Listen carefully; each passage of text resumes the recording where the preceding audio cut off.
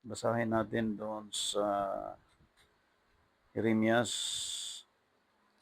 sa sulat ni Propeta Jeremias, chapter 49, verse 18 and 19. Chapter 49, verse 18 and 19.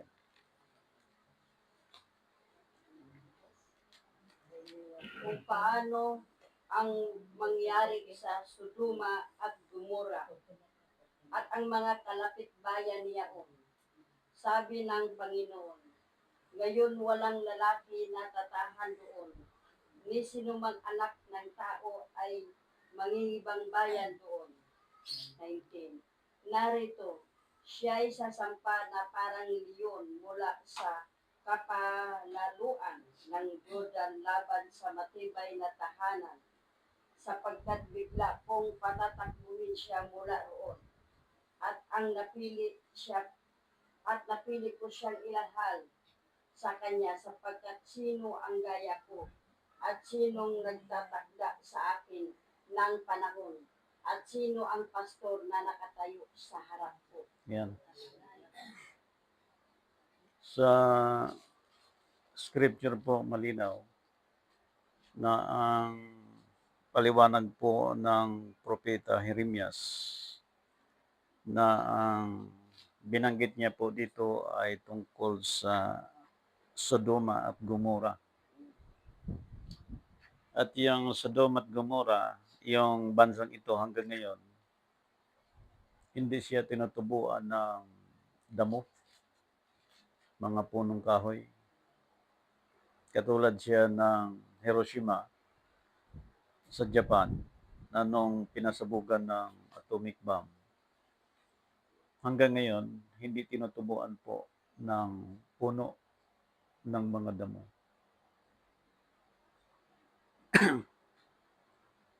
Yung sumpa ng Diyos, yung galit ng Diyos sa Sodoma at Gomora, alam ng buong daigdig ang dahilan kung bakit ang Diyos nagalit sa Sodoma at Gomora.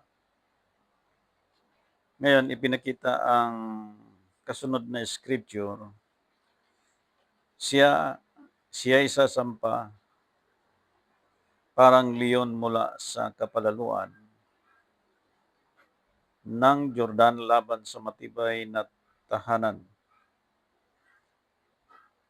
Sapagkat bigla kong patatakbuhin siya mula roon at ang mapili siya kong ihahalal sa kanya sapagkat sino ang gaya ko? Question mark.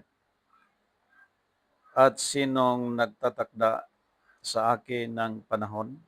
Question mark. At sino ang pastor na makatatayo sa harap ko? Another question mark. Now, ang kaso ng Sodom at Gomora ay inilantad po ng Diyos magitan ng kanyang salita na ang ginamit niya po doong sentro sa pag-uusap pulang si Lot. At si Lot na bilang pamangkin ni Abraham na doon po nababasa natin sa scripture na merong mahalagang layunin ang Diyos sa sino man. Kaya dumating ang punto na hindi basta-basta gunawin ng Diyos ang Sodom at Gomora kung wala siyang pinakasapat na dahilan. Kung balikan natin ang time ni Noah, bago niya ginunaw ang buong daigdig, umabot ng halos 120 years ang kanyang pangangaral. Ngunit ang sumunod lang sa kanya, walang iba yung kanyang anak lang. Sa ating panahon, kung edad natin susundan, sa edad nating 50, 70, 80, hindi pa ito umabot doon sa 120 years. Kaya kung ang tao ay meron pang mga 10 years, 15 years sa ministry, at palipat-lipat ng ibang mga churches, ang malaking problema doon, kailan siya magsimula ng panibago niyang taon sa buhay niya. So habang palipat-lipat siya, hindi niya ma-determine ang pasimula ng kanyang buhay sapagkat hindi niya alam kung ano ang tamang direksyon ng kanyang pagsunod sa Diyos. Ganon ang nangyari sa Sodom at Gomorrah maging sa panahon ni Noah, na ang tao kinapos na sa kaisipan. Lalo na po sa panahon natin sapagkat ang panahon natin, katulad sa panahon ni Apostol Pablo, na sila po ay kabilang din sa panahon ng Spirit Dispensation. So ang Spirit Dispensation nag-start sa time ng day of resurrection ni Jesus Christ. Sa ilang century yun, wala pang pinanganak ngayon na nabubuhay. Na ang pinag-uusapan ngayon yung day of rest ng tao. At nung siya'y nabubuhay, nilinaw niya sa kanyang salita ayon sa Matthew chapter 11 verse 28. Ito po ang kanya pong inahabilin na salita. Matthew chapter 11 verse 28. Magsiparito sa akin, kayong lahat na 20, 28 or 20? 20. 11, 28? 20 yata. Tuloy. magsiparito sa akin, kayong lahat na nangagpapagal at nangagbibigatang lubha, at kayo'y aking papapahingahin. Now, in how many thousand churches today, born again Trinitarian, Roman Catholic, lahat ito ay inanyayahan ng Diyos na magseparito.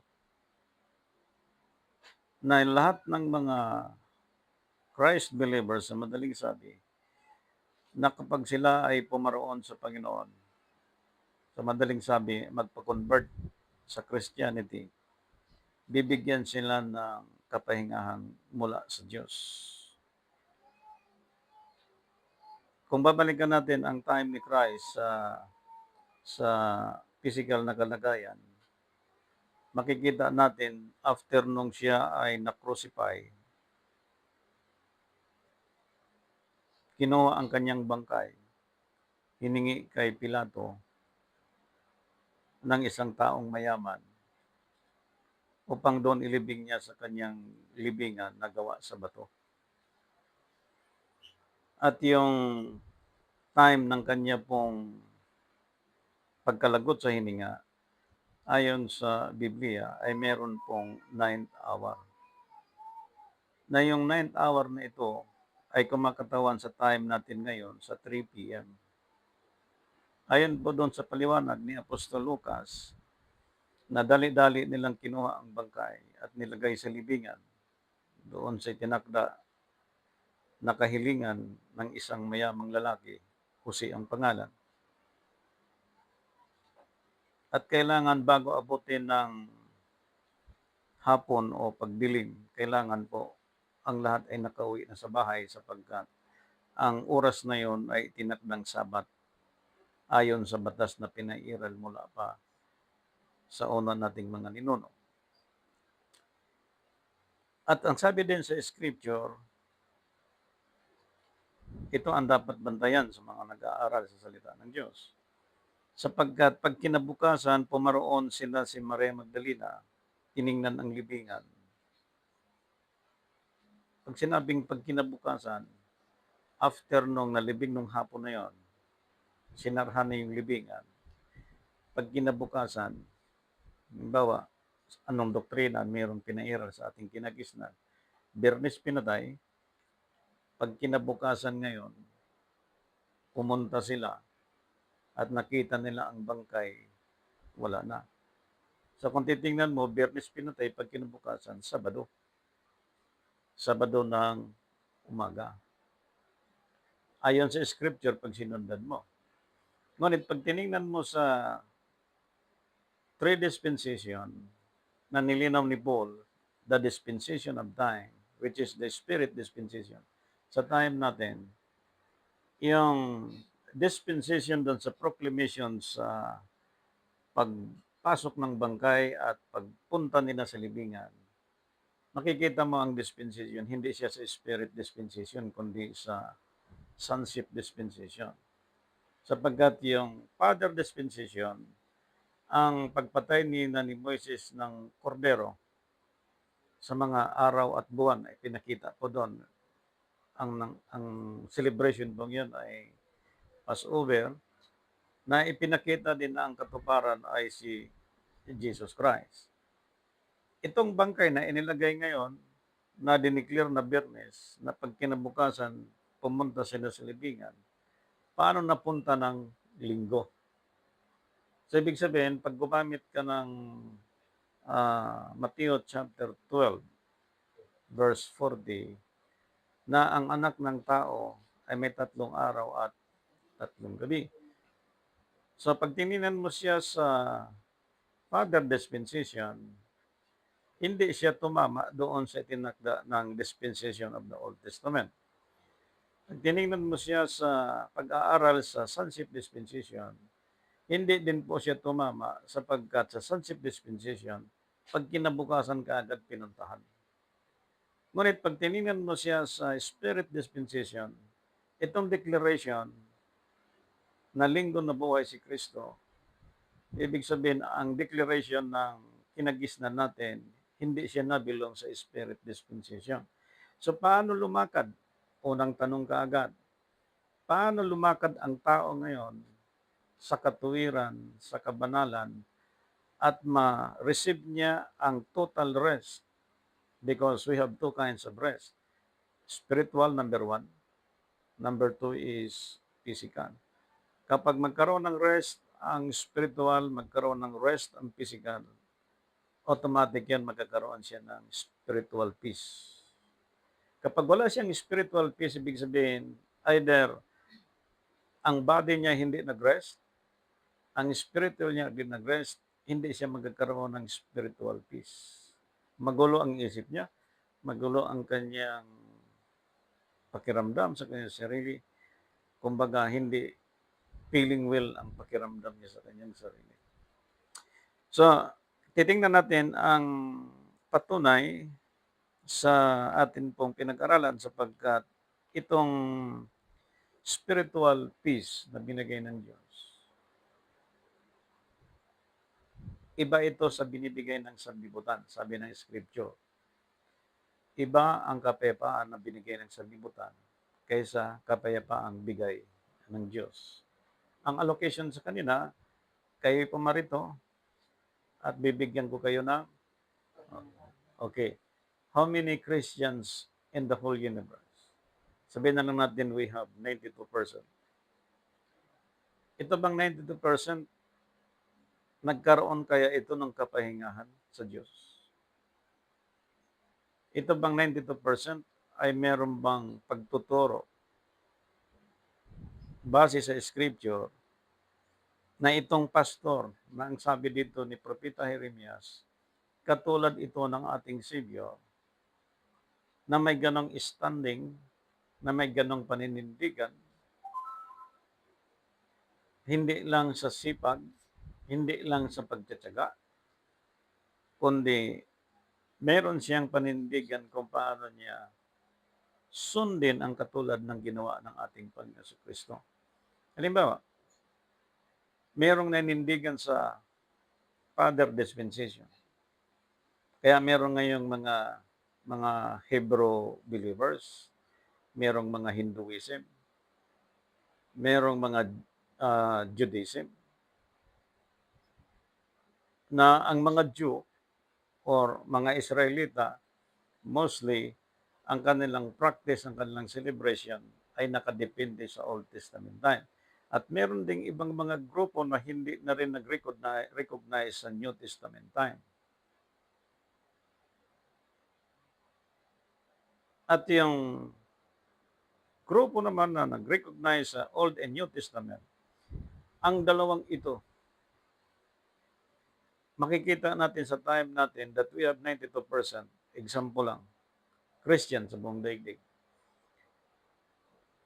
Sino kaya ang nakapag-rest sa time natin ngayon?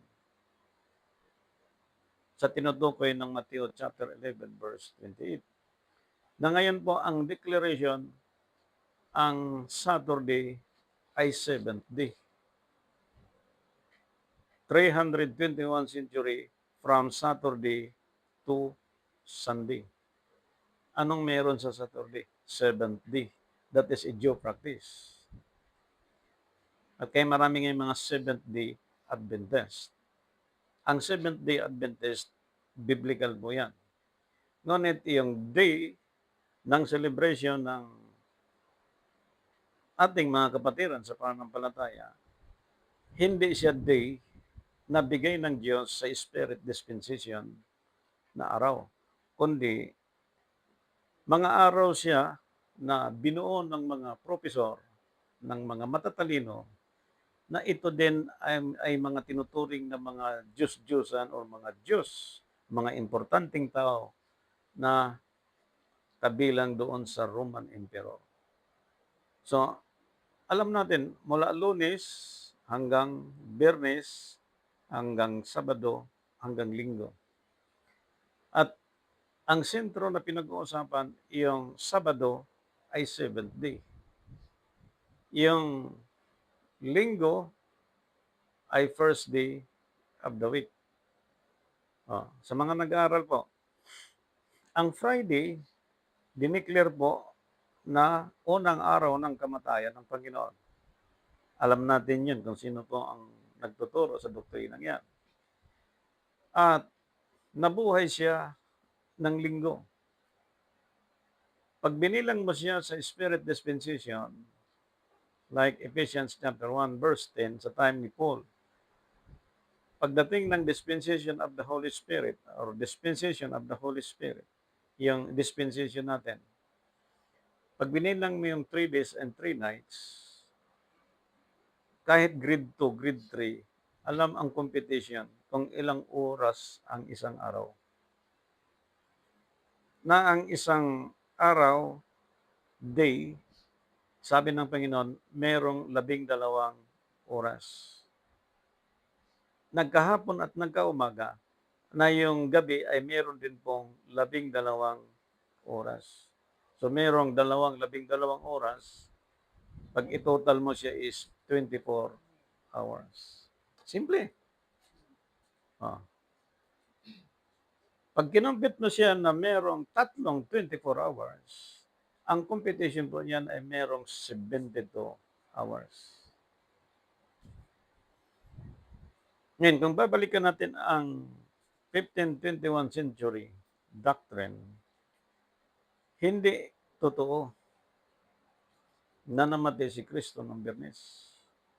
Sapagkat ang 3 days and 3 nights, hindi siya tugma sa declaration na pinaniwalaan natin nung tayo hindi pa nakatuklas sa katotohanan na ang linggo ay pagkabuhay na maguli o first day of the week ng Panginoon.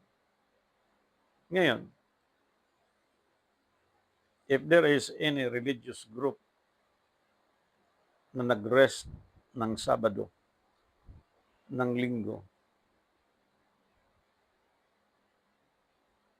malaking tanong, paano makapag-rest ang mga ito o makareceive ng spiritual peace kung hindi po nasunod na itinakda ng Scripture? Ipinakita po yung Sabado at Linggo. Itong dalawang linggo na pinag-uusapan po natin, lalo na po sa pag-celebrate ng Passover, nasa loob po yan ng competition ng mga araw at pitsa at buwan, na yung 7 days, pag tinawag mong 7 days ang Sabado, sa maikling pagtuturo, ibig sabihin, ang first day mo niyan ay Sunday. So, Sunday ang first day of the week, Pag binilang mo siya, Sunday, Monday, Tuesday, Wednesday, Thursday, Friday, Saturday. Ang Saturday ay nabilong siya sa Father Dispensation. Pagdating ni Christ, sapagkat yon ang first time ng coming niya physically, doon ina-arrange ng Panginoon. Ang New Testament, pag-a-arrange siya, preparation para po sa Spirit Dispensation, para ma-receive nila lahat ng mga Christ believers, yung rest, yung pahinga na sinasabi ng Panginoon. So, pag nag-rest ang physical, ibig sabihin, yung destination that we are predestinated in Christ, Ephesians, pag dumating ka na sa dispensation ng Spirit dispensation at yung destination ng isang tao as a Christ believers, kapag nag-rest siya physically, kasunod niyan yung spiritual rest. Kaya may aral si Paul na bagamat buhay, patay. Nabasa niya yan? Oh. Bagamat buhay, patay. Patay sa dating pagkatao, buhay sa physically. Na yung physical niyang buhay ngayon, dahil patay siya sa dating pagkatao, yung physical niya ngayon ay nabubuhay siya, lumakad siya ayon sa Espiritu. And that is spiritual peace. Ngayon, ang ipinakita po ng 2 weeks na ang first day of the week is Sunday sa time natin, na ang 7th day of the week ay Sabado. Paano ngayon yon pinaikot ang lahat para sa merong ilang bilyon ng mga tao ngayon, more than 7 billion, I think, sa panahon natin, sa buong daigdig. Now, ang celebration is 7th day. Ang celebration natin kinagisnan ay Sunday, 7th day, and first day of the week. So, ang tanong dito, sinong tama? Yung Sabado na nabilong sa Father's Dispensation at yung Linggo na nabilong sa Sonship Dispensation. Anong meron ngayong nabilong sa Spirit Dispensation sa time natin ngayon? Kasi ang tao po ngayon, pagka pinag-uusapan ang kaligtasan, walang ibang in-introduce si Jesus Christ. Kasunod na pinag-uusapan, anong mga araw ng gathering? Walang ibang maisip, Sabado, hindi pwede. Kailangan Linggo. So, Muslim mga matatanda, naglalagay sa kalendaryo, okay, Sunday, kailangan pray time ako niyan. Walang pasyalan, walang ibang gagawin kundi pagsamba. So, nakatatak na yan sa isipan ng tao, and so many years, naging practice na niya yun. Ito na.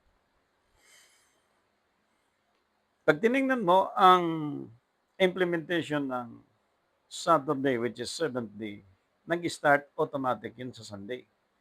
Ang Sunday, itinuturo na first day of the week. So, saan ka pupunta?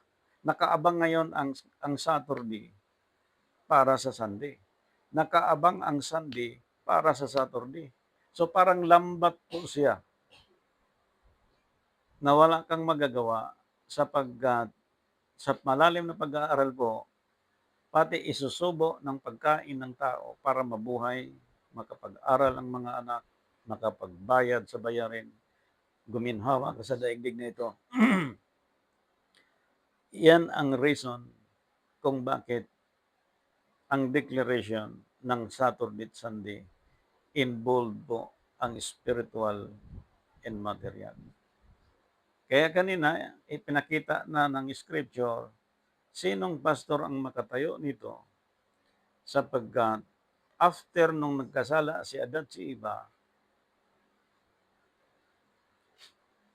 doon natin nakita ang pagdami ng tao. At doon din natin nakita kung paano sinikap ng ating mga ninuno na maabot nila ang langit. Kaya merong istorya na Babel or Babylon. So, yung hangarin na yon ay hangarin ng mga kaisipan na gusto nilang maabot ang dapat maabot, gusto nilang malaman ang dapat malaman, gusto nilang makita kung ano yung ika nga likha ng Diyos. Ngayon, may pagsaway ba ang Diyos? Meron. Diyos din ang naglagay sa kanilang kaisipan para guluhin ang kanilang isip. At mula noon, nagkalat sila. Kaya dumami tayo na meron tayong almost 7 billion people. At yung almost 7 billion people ngayon in different churches, iisa lang ang encouragement ng Panginoon na lahat ng lalapit sa Kanya, bibigyan niya ng kapahingahan. So, ano ngayon ang ibibigay ng Saturday at Sunday? Na ang Saturday ay 7th day of the week, na ang first day of the week noon ay Sunday. Anong maibigay naman ngayon sa ating rest? Na ang 7th day, na dineclare na 7th day, ang Sunday, ano ang araw na first day of the week niyan? Ano? Di ba Monday? Oh. Spiritual declaration, ika nga, ang Sunday ay first day of the week. Ibig sabihin, ang 7th day niyan, ano? Saturday. Ngayon, kung 7th day of the week ang Saturday, ano ang first day of the week niyan? Kung Sunday ang first day of the week, from Saturday to Sunday, na ang Sunday ay 7th day of the week, declaration from Roman Catholic, ang Sunday ay 7th day of the week, from Saturday to Sunday. Okay. Constantine time. Ang Saturday ay inurong ng Sunday. Ang Saturday na 7th day of the week, ginawa ngayong Sunday na siyang 7th day of the week sa Roman Catholic. Now, ang Sunday ay 7th day of the week. Ano ngayon ang first day of the week? Di ba Monday? Ngayon, ang spiritual, buong daigdig halos mag-isip ka ng mga churches. Sa kanila po, hindi na importante yan. Yung gathering. Sila ay nag-conclude anong araw pwede magsamba sa Diyos. Yes. Romans chapter 14, may nagmamahal sa lahat ng araw. Ngunit may isang araw na nagmamahal higit sa lahat. Ito yung pinag-uusapan natin. Kaya merong gospel of grace, merong gospel of the kingdom. Sa magkatuwid, may mga taong nakadesign sa gospel of grace. May mga taong nakadesign sa gospel of the kingdom. So, these three kinds of dispensation, makikita natin kung sinong nabilong sa tatlong dispensation in any churches today.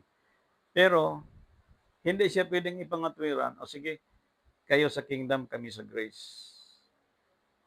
Ang grace po, wala kang gagawin. Even any gathering, even any celebrations, using perfect month and date in hours, wala kang pakialam. Kasi ang grace po, maniwala ka lang na si Jesus Christ ay Savior. Yan ang gospel. Wala kang gagawin. So, anong connection niyang pastor sa kamatayan? Malaking connection.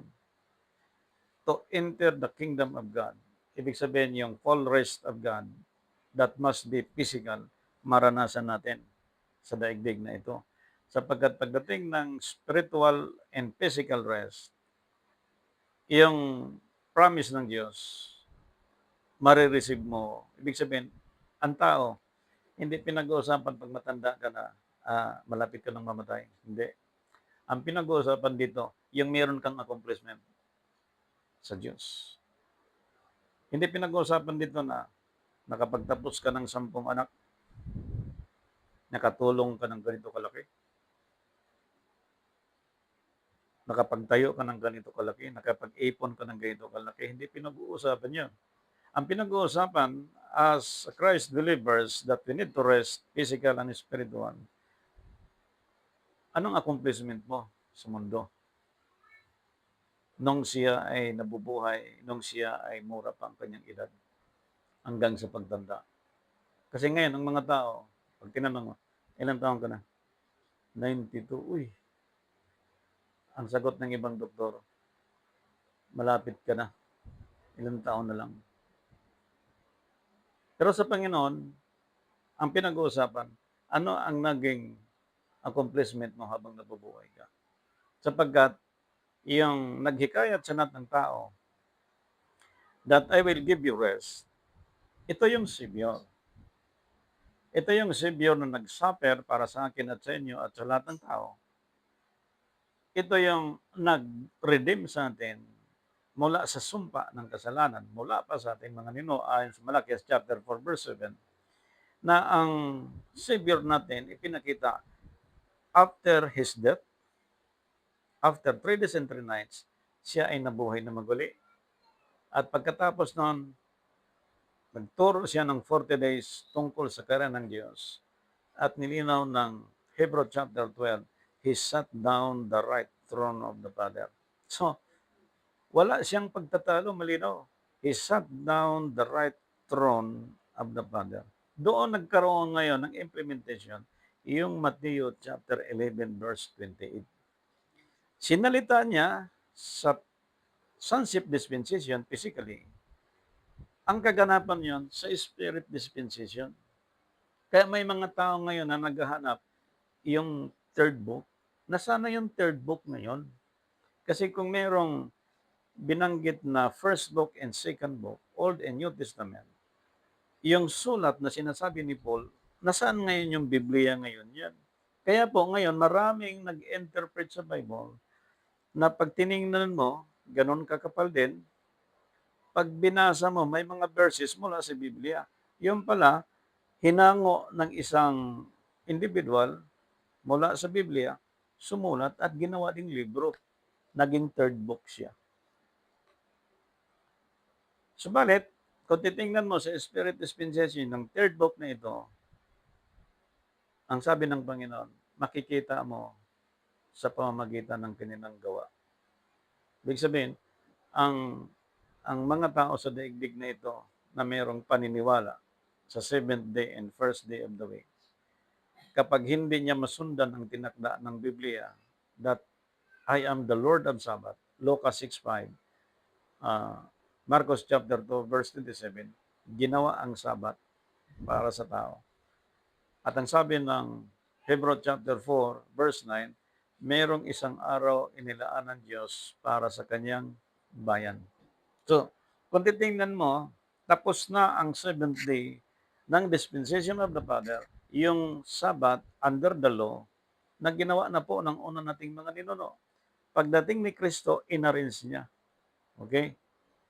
Yung pag-arrange na ito, para ito sa Spirit Dispensation para sa time natin. So, ang tanong, paano naging first day of the week ang Sunday?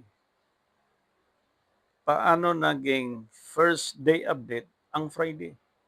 Hindi siya tumama doon sa Matthew chapter 12, verse 40, na kung ang seventh day of the week na ating kinagisnan ay linggo, ang first day of the week niyan ay Lunes. Ang Sabado na siyang batas na ikapitong araw na pinairal sa Old Testament, na sinundan din ngayon na seventh day of the week. Ang first day of the week niyan ay linggo. Okay. Kung babalikan mo na ang seventh day ay linggo, ang first day of the week niyan ay Lunes. Ang Lunes po ay ginamit sa Labor Day. From Monday up to Friday. Pagdating ng Friday, tinawag siya ng weekend. Pagdating ng Saturday and Sunday, ginawa siyang weekend, and then from weekend, weekdays, from Monday up to Friday, weekdays, pagdating ng Saturday to Sunday weekend. Pag sinabing weekend, weekend sa English, week, W, double E, K, week, in day, weekend, ibig sabihin, yung Sabado, end of the week. Yung Linggo, end of the week. Kaya merong nag-gathering ng samba ng Sabado, merong nag-gathering ng samba ng Linggo. Ang tanong, sinong tama dyan sa dalawa? Ibig sabihin, kung walang tama, wala pang nagpahinga.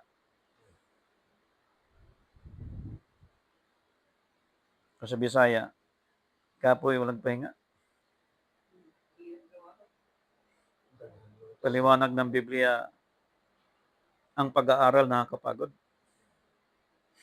Ako noon, lista ako ng lista eh. Mga verses, pag sinabi ng pastor, verses. Siguro mga dalawa kay Esther Maril, mga 3 notebook eh. Akin siguro mga 2 o 1. Hindi pa nga napuno. Tiningnan ko na nag-review ako. Pag nag-review ako, nare-review ko siya kasi nakasulat sa bullpen, pero hindi ko na alam ang unawa. Paano ba sinabi ni pastor to? Old Testament, ano ba to? Sige, listahan ng lista. Ang hirap. Inabot ako ng 2 years noon, talagang take note ako. Kasi sabi naman ng preacher, take note. Oh. Pagdating ng bahay, after 2 days, still busy tayo. Pagbuklat mo ng Biblia, ano ba to sinabi? Titingnan ko yung record ko. Paano ba sinabi ni pastor? Hindi ko na alam eh.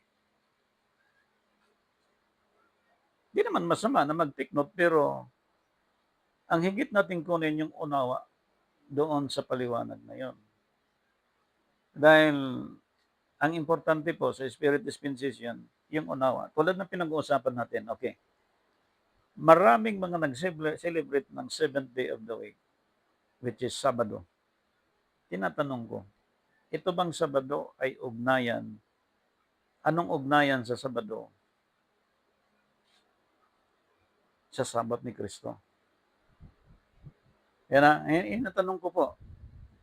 At walang makapagbigay sa akin ng sustansya, even in any prophecy. Sapagkat bago naggumanap si Kristo sa 7th day, yung rest of Christ physically, to save and to redeem, merong propesya. Wala silang maibigay na propesya. Nagtaka ako, sabi ko, bago tayo pinanganak, meron ng mga 7th day Adventist. At kausap ko ang mga 7th day Adventist ng mga leader, hindi nila ako mabigyan ng sustansya sa pagpapaliwanag. Sapagkat merong scripture na humanda kayo sa bawat tanong. Ibig sabihin, meron talagang magtuturo sa atin yan. Kung paano ang Sabat ng Old Testament at ang Sabat ni Kristo magkasama yon. Sapagkat walang pagtatalo na sa Genesis, ang Diyos, tinawag niya ang isang araw na walang pangalan, kundi isang araw. Nung natapos niya ang creation. Hindi matanggihan ng buong daigdig niya. Sunod na creation niya, tinawag niyang ikalawang araw. Pangatlong creation niya, tinawag niyang ikatlong araw. Ika-4, ika-5, ika-6. Natapos, nagpahinga ang Diyos sa ika-7. Oh. Ngayon, if we talk last days, ang Spirit Dispensation nabilong siya sa last days. Yan na. Nabilong siya sa last days. So, yung 7th day, wala siyang pangalan na Lunes, Martes, Miyerkules. Pag nag-research ka, may mga cellphone naman lahat ngayon. Sinong naglagay sa mga pangalan, Monday, Saturday hanggang Friday, Sunday? Hindi galing sa Diyos. Hindi biblikal. Bigay siya ng mga taong nagkasala tulad din natin. Hindi bigay mula sa Diyos. So meaning, pag sumunod ka sa mga araw sa gathering, Saturday at Sunday, parang nabubuhay ka lang sa idig na pinagbigyan ka lang ng Diyos. Sige, mabuhay ka dyan. Sa katigasan ng ulo, sabi ng Panginoon, bibigyan ko kayo ng mga palatuntunan na bigay ng tao. Gano'n na lang nangyari. Pista doon, pista dito, pista doon, pista dito, contribution doon, contribution dito, kainan doon, kainan dito. Wala nang pakialam sa mga oras, sa buwan, wala nang pakialam. Basta sa Diyos naman yan, okay na yan. And ngayon, kung okay yan, bakit nagkaroon ng lindol at tsunami at gira? Kung nakapag-rest ng buong daigdig. Kung nakapag-rest ng bansang Pilipinas, bakit matatakot sa mga bansa na mas malaki pa sa atin? Pag tinignan mo, itong mga natatakot na ito, mga giver ito ng churches. Mga missionary, karamihan dyan. Kaya ako pag narinig ko yung, ingat tayo sa big one kasi mangyayari ng may mga, sabi ko, hindi pa nakapag-rest to. Hindi tinuturo sa atin para matakot tayo. Ang tinuturo sa atin that we need rest through Jesus Christ to enter the kingdom of God through Jesus Christ, to believe and to receive, to those saved in Christ, redeemed in Christ. Sabi ng Biblia, ang pagkatakot ay pasimula ng saan ka dapat magkaroon ng takot ngayon? Di ba sa Diyos? Pag nagkaroon siya ng takot sa Diyos, magsimula ang karunungan mula sa Diyos sa Kanya. Ngayon, balikan natin. Yung first day at yung seventh day ngayon, first day of the week, Sunday, seventh day of the week ay Sabado. Sa ating grupo, sinishare natin ang Daniel chapter 9 verse 27 sapagkat isang linggo at kalahati ng isang linggo binigay ng Diyos by the permissive will yung Sunday gagawin yung first day para ang Saturday gagawin yung seventh day. Nag-gathering ang tao sa Sunday, nag-gathering ang tao sa Saturday, pero walang nag-gathering perfectly sa kalahati ng isang linggo. Pastor, meron eh. Sino? Bakit merong mga ganong gathering sila sa ganong araw? Anong araw yon? Anong reason? Hindi first day of the week, hindi seventh day of the week. Ang reason nun is sobra-sobra ng kasing tao, kaya kailangan ang mga araw hati-hatiin para makasamba sila sa Diyos. So saan doon ang essence? Paano makita ang essence ng first day of the week at ng seventh day of the week? Again, ang reason, hindi, ganun lang talaga kasi ang tao naman pag nagsamba sa Diyos, okay na yan, hindi na kailangan yung mga pizza, mga buwan, basta importante naglilingkod sa Diyos. Hindi kaya kabubuhan yun? Kasi si Moises, kung walang patnubay ng Diyos, hindi niya magawa ang tabernacle. Hindi nag-aral si Moises, pero ang talino niya mula sa Panginoon, nabuo niya yun. Napakatalinong engineer. Ngayon, may itatayo ang Panginoon na templo na hindi gawa ng kamay, gawa ng Espiritu. Yung itatayong tabernakulo, ang sabi sa Revelation chapter 21 verse 3, ang tabernakulo ng Diyos ay nasa mga tao. Nasa mga tao na. Ibig sabihin, yung kaunawaan na yon, nasa taong yon, ituturo niya anong meron doon sa loob ng tabernakulo, ilang sukat, ilang haba, gaano kakapal, gaano kalaki, gaano kataas, gaano kalalim. Ituturo niya yon kung anong itsura ng tabernakulo. So, pag sinabing nasa tao, katulad siya ng 10 utos from Genesis to Revelation, itong Biblia na binubuo ng 66 books, lahat ito ipaintindi sa Kanya. Pag naintindihan niya, nasa Kanya na yon bilang templo ng Diyos, tahanan ng Espiritu, ililinaw niya yon. Ang maglinaw niyan, hindi tayo, kundi yung banal na Espiritu. Ang sabi ng 14:26 ng John, susuguin niya ang Espiritu upang magtuturo sa lahat ng bagay. At anong klaseng Espiritu yan? Espiritu ng kaguluhan? Espiritu ng kalungkutan? Ang sabi doon, Espiritu ng mang-aaliw. Kapag nalungkot ka, aliwin ka. Kapag may masama kang pakiramdam, aliwin ka. Kapag nanghina ka, palakasin ka ng Espiritu Santo. Kapag may sama ka ng loob, aliwin ka ng mabuting Espiritu, ng banal na Espiritu. Oh. Sa mga bao ngayon, sino nag-aliw sa inyo? O, di ba banal na Espiritu? Huwag kayong magpaaliw sa inyong kapitbahay, sa iyong kaibigan. Para lang pastime after 2 hours, 3 hours, tapos ng usapan, gabi na naman, tulog na. Bukas na naman. Di bale nagsolo ka sa isang kwarto, nagmilit ka sa salita ng Diyos, ang mag-aliw sa iyo, banal na Espiritu. Sapagkat ang sabi kanina, ang kapayapaang binigay ng sanlibutan, iba ang kapayapaang bigay ng Diyos. At dito tayo papasok ngayon. I-check natin ang buong daigdig, kasama na tayo, kung nakareceive na tayo ng ganitong spiritual peace. Yan na. So, yung iba natin binanggit kanina, sa mga nakasubaybay no, ng atin pong page, magtanong lang po kayo, libre. Kung gusto nyo, i-chat nyo ako sa aking messenger para hindi po makita ng iba.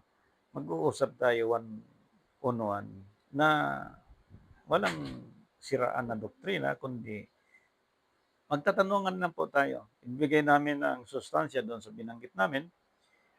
Kung gusto nyo may versikulo, ibibigay po natin.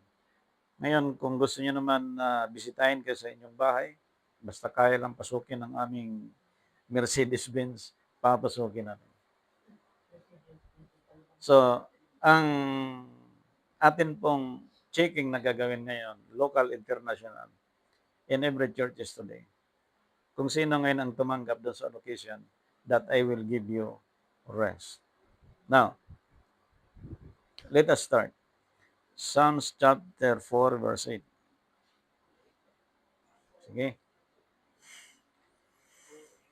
Psalms chapter 4, verse 8.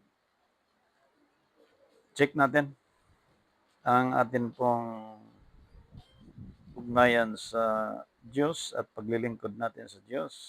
Kaya pa akong hihiga at gayon din matutulog. Hmm. Sapagkat ikaw, Panginoon, pinatatahan mo akong mag-isa sa kasulasalan.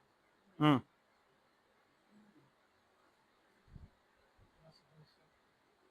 Bakit ngayon maraming mga bilyonaryo ang kanilang kapahingahan sa Soler, Okada? Pagpata ng katawan, wala na mag-aantok na, tulog.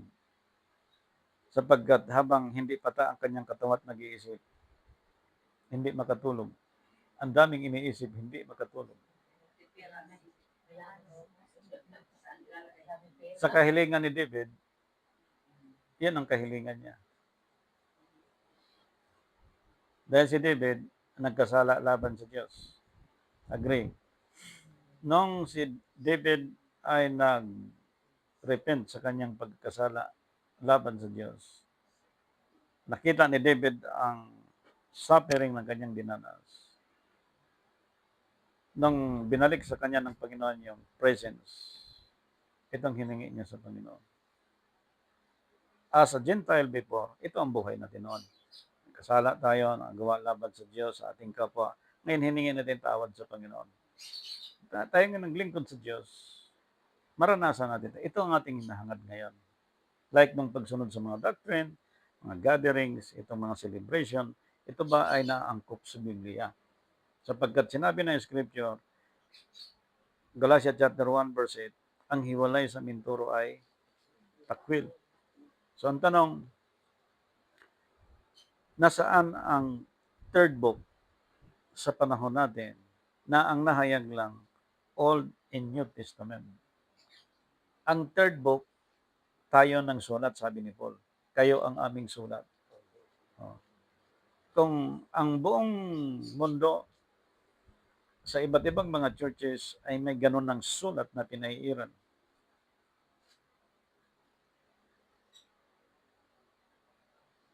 loobin ng Diyos, yung mga independent na nakaintindi nito na nagtago-tago lang, lalantad sila katulad natin. Sapagkat maraming mga independent ngayon na hindi nila matanggap yung aral na ito sapagkat ang araw na katulad dito, araw ng trabaho.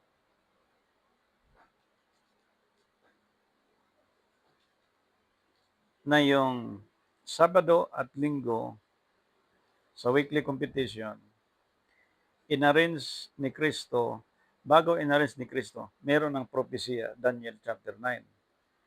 Pag-arrange ni Kristo, yung 2 linggo na yon na ipinakita na ang first day of the week ay Sunday, ang 7th day nun ay Saturday. Ginawa ni Constantine ngayon na 7th day ang Sunday, ang first day of the week nun ay Monday. Ang kalahati ng Monday at saka Sunday ay Huwebes. Ang kalahati ng Sunday at Saturday ay Miyerkules. Ito ang tamang pag-indicate na kailangan ang bangkay ipasok kaagad sa libingan dahil pagdating ng alas 6 ng hapon, ang kaugalian ng Sabat, kinakailangan ang mga tao nasa bahay na. Hindi na pwedeng naglalakad, hindi na pwedeng magbuhat ng bangkay para dalhin sa libingan. Under the law, rest nga walang gagawin. Ang tamang pagdikit ng araw, yung pag-arrange ni Christ mula sa propesya ni Propeta Daniel, yung araw ng Miyerkules at Huwebes, hindi Biyernes at Sabado, lalong panganib, hindi Linggo. Ngayon, i-check natin itong sinabi ni David kung nasa mga tao. I-check din natin ngayon physically, lahat ng nangamatay ngayon ng mga diehard sa religions, anong kinamatay? Hindi tayo nagmagaling sa sarili, ha? Sa tulang ng Diyos, buhay tayo, pinalakas tayo, pinagaling tayo sa ating may sakit. Mag-imagine ka sa nagdaan. Giver, relihiyoso, matagal na sa paglilingkod, anong kinamatay?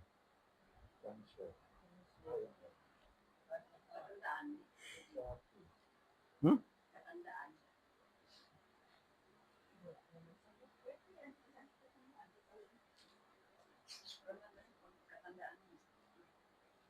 Di naman sa na meron talagang nagpe-pray na ang tuhod, ang kapal na ng kubal eh. Pero nakaharap sa Diyos-Diyosan.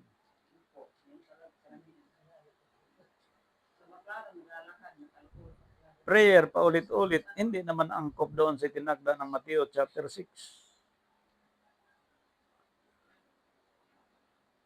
Born again, di umano, diehard sa relihiyon, ngunit ang paglilingkod nito hindi angkop sa Biblia. Katulad sa ating sitwasyon ng ating bansa. Anong binigay ng batas sa bansa natin? Kahit anong bansa.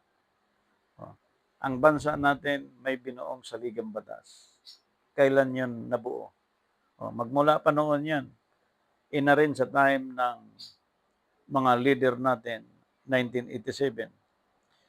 Lahat yan magagaling ang nagbuo niyan. Inamindahan, okay, ito na yung batas natin. Ang nag-interpret niyan ay Supreme Court. Ngayon, pag in-interpret ng Supreme Court yan, walang pinagkaiba yan sa Diyos. Ang Spirit Dispensation ang mag-interpret sa Old and New Testament, walang iba ang banal na Espiritu. Kaya mapalad ang isang church na na-interpret ang Biblia at nasunod niya at the same time yung sulat na hindi na kailangan isulat pa sa tinta at papel, kundi sa puso niya na. Pag nasa puso niya, ituturo niya yon, leading by the Holy Spirit, ang sulat na itinakda ng Diyos na hindi pa nasulat. Sabi ni Paul, ang buong sanlibutan hindi magkasya kung isulat pa niya. Ganon karami. Oh, ito ngayong sinabi ni Haring David, naranasan kaya ng mga taong ito? Naranasan kaya ng lahat ng mga religious ngayon? Except sa hindi naglilingkod sa Panginoon, ha? Except yung hindi pa tinawag sa paglilingkod sa Diyos. Ito ay checking ngayon sa lahat ng churches sa buong daigdig. Ano mang galing mo dyan, professor ka man ng Bible School, graduate ka man ng theology, ng doctorate of the Bible, itong checking ngayon, hindi ito dinadaan sa pagalingan sa pulpito at pagandahan ng suot sa pulpito, pasigawan ng preaching sa pulpito, kundi checking. Ngayon, kung hindi mo naranasan ito, naranasan ni Haring David ba, magtanong ka sa Diyos. Magtanong tayo sa Diyos. Lahat ng mga leader, luhod tayo at manghingi tayo ng unawa sa Diyos. Katulad ngayon ng ating time, hiningi ni David yung rest mula sa Diyos. Binigyan ng Diyos. Amen. Di ba binigyan ng Diyos? Okay. Katulad ng aral sa Biblia, ang lahat ng bansa nagnakaw sa Diyos. O, saan mo i-interpret yun? Paano mo i-interpret yun? O di nagnakaw sa Diyos. Kasunod na investigation, anong ninakaw nila? Ikasampung bahagi ang ninakaw. Ibig sabihin, ang kasong ito, hindi na ito pang sityo, pang barangay, pang lungsod, pang syudad o sa isang nation, kundi ang buong daigdig nagnakaw sa Diyos. Return unto me. So paano tayo makapag-return sa Diyos? Dahil ang Diyos Espiritu, Espiritu na rin yun ng ating Savior. Saan tayo babalik? Dito ngayon. Ngayon, pagdating sa Revelation, walang dagdag, walang bawas.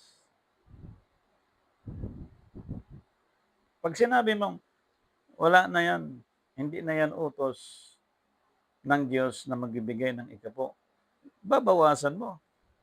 Samantala, ang binawa sa Biblia, yung yung wag na magpatay ng tupat kambing, si Kristo na, ang dugo na niya ang tumubos doon. At inalis niya yung batas dahil ang tithes na sa ilalim ng batas sa Old Testament, inalis ni Kristo yung batas na ito. Ang nilagay niya, yung bukal sa kalooban, na yung batas na yan na 10%, gagawin mo ngayon hindi na sa batas dahil order ng leader, kundi order ng Diyos, bukal sa kalooban. Hindi mo pwedeng baguhin ang design ng Diyos. Pag binago mo yun, ibig sabihin, ang crisis, ang famine, ang tragedy, mangyayari ayon sa propesya kasi nga pinagpatuloy ng tao ang pagnanakaw niya sa Diyos.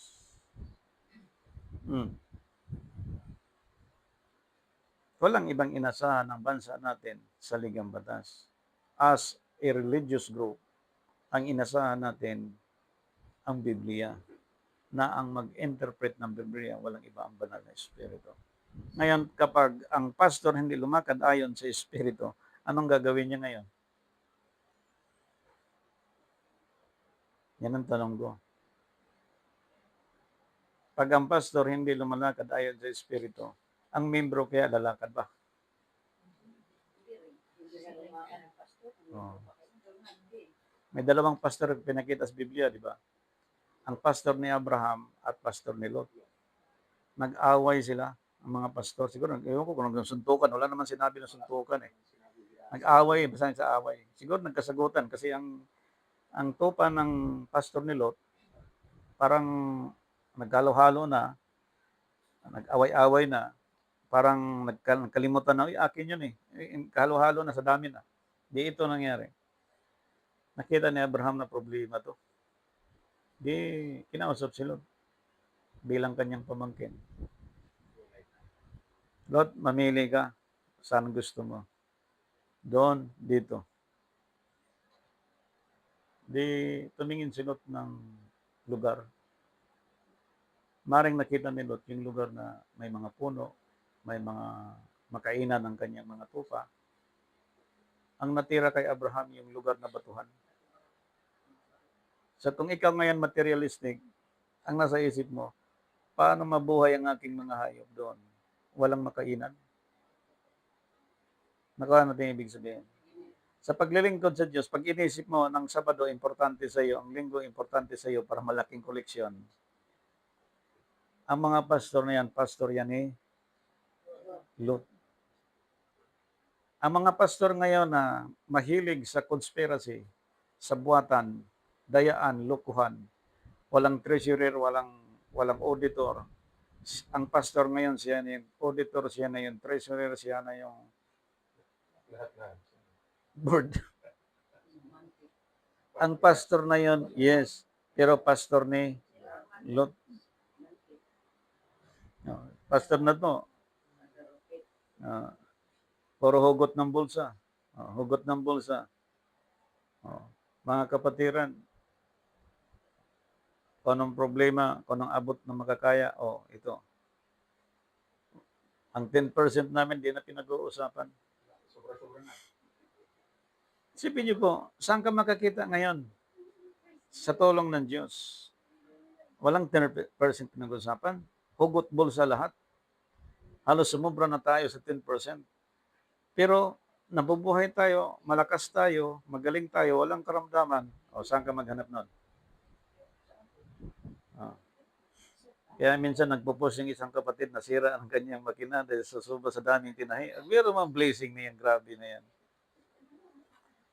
Kaya the more na naghasik ka sa paglilingkod sa Diyos, spiritual and literal, humanda ka sa blessing na yan.